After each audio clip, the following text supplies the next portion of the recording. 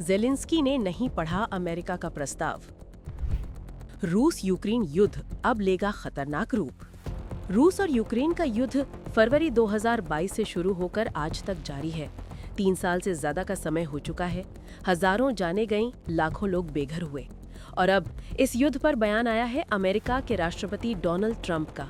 एक ऐसा बयान जिसने दुनिया का ध्यान खींच लिया है।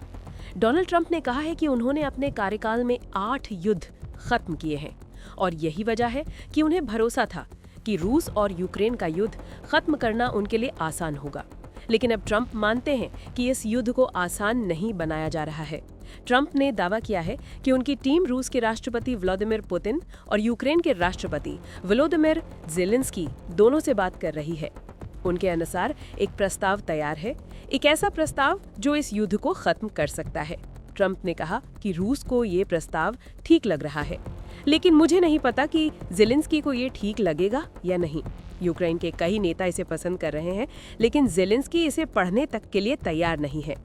ट्रंप की ये टिप्पणी इसलिए भी बड़ी मानी जा रही है क्योंकि ट्रंप कई महीनों से ये युद्ध रुकवाने की बात कर रहे हैं। ऐसे में रूस यूक्रेन युद्ध पर उनका दृष्टिकोण दुनिया की कूटनीति को बदल सकता है।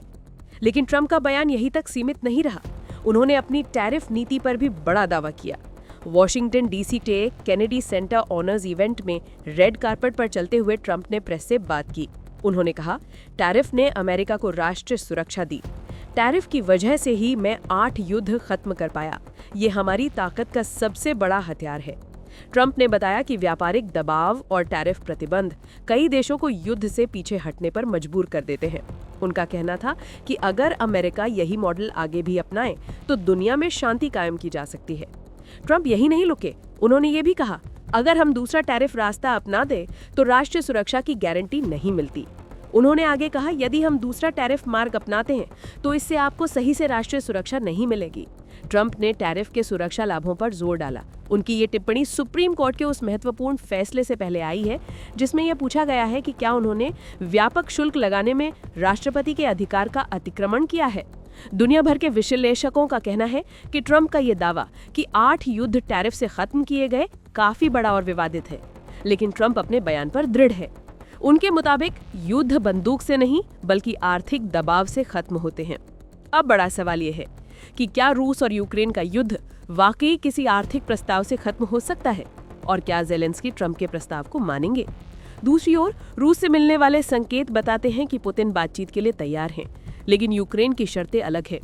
दुनिया इंतजार कर रही है कि क्या अमेरिका के राष्ट्रपति वाकई इस युद्ध में कोई बड़ी भूमिका निभाएंगे या फिर ये सिर्फ एक राजनीतिक बयान है। फिलहाल इतना तय है, ट्रंप के दावों ने वैश्विक राजनीति में नई हलचल जरूर पैदा कर दी है। Subscribe to One India and never miss an update. Download the One India app now.